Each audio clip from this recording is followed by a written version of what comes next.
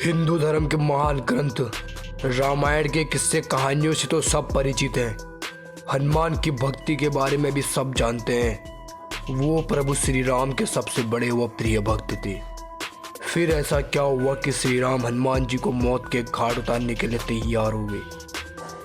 यही नहीं, जब हनुमान जी को मृत्यु प्राप्त नहीं हुई तो उन पर ब्रह्मास्त्र से भी प्रहार किए गए। आइए जानते हैं कि ऐसा क्या हुआ कि भगवान राम अपने सबसे प्रिय भक्त को दंड देना पड़ा। एक बार सभी महान संत व ब्राह्मण ग्रंथ सभा में उपस्थित हुए और देव ऋषि नारद, वशिष्ठ, विश्वामित्र जैसे बड़े बड़े विद्वान वहां चर्चा करने के लिए इकट्ठा हुए थे कि क्या राम का नाम भगवान राम के अस्तित्व से बड़ा है। संकट मोचन हनुमान भी इसी सभा में मौजूद थे, लेकिन वे कुछ बोले नहीं।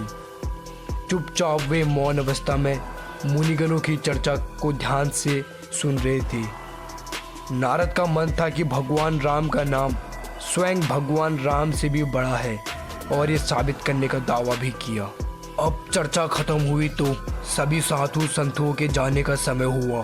नारद ने चुपके से हनुमान जी से कहा कि सभी ऋषियों का सत्कार करने को कहा सिवाय विश्वामित्र के। दलील ये थी कि विश्वामित्र तो एक राजा है। हनुमान ने बारी बारी सभी का अभिनंदन किया, पर जैसा नारद ने समझाया था कि विश्वामित्र को जानबूझकर अनदेखा कर दिया। अपना उपहास देखकर विश्वामित्र क्रोधित हो उठे। गुस्से से तमतमा रहे विश्वामित्र ने राम से हनुमान की इस गलती के लिए मृत्यु दंड देने का वचन लिया। भगवान राम हनुमान से बहुत प्रेम करते थे, लेकिन विश्वामित्र भी उनके गुरु थे। गुरु की आज्ञा न टल जाए, राम ने हनुमान को मृत्यु दंड देने का निश्चय कर लिया। हनुमान को जब इस बात का संज्ञान हुआ कि श्री राम उन्हें मारने आ रहे हैं, तो वे कुछ समझ नहीं पाए कि ऐसा क्यों हो रहा है। पर ऋषि नारद ने उन्हें राम नाम जपने की सलाह दी। एक वृक्ष के नीचे बैठे हनुमान जय श्री राम का जाप करने लगे। राम धुन लगते ही वे गहरे ध्यान में लीन हो गए। भगवान राम जब वहां पहुंचे तो हनुमान पर आक्रमण हेतु उन्होंने तीर चलाया, पर राम नाम जपने की वजह से उनका बाल तक बांका नहीं हुआ।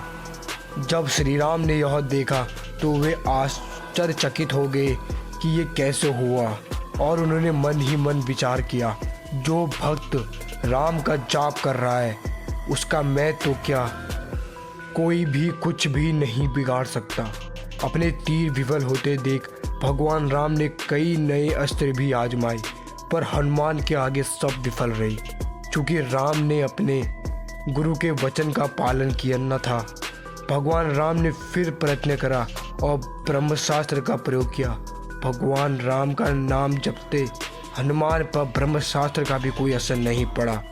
पृथ्वी पर प्रलय जैसे संकट बनते देख नारद विश्वामित्र के पास गए और उन्होंने सब सच बता दिया।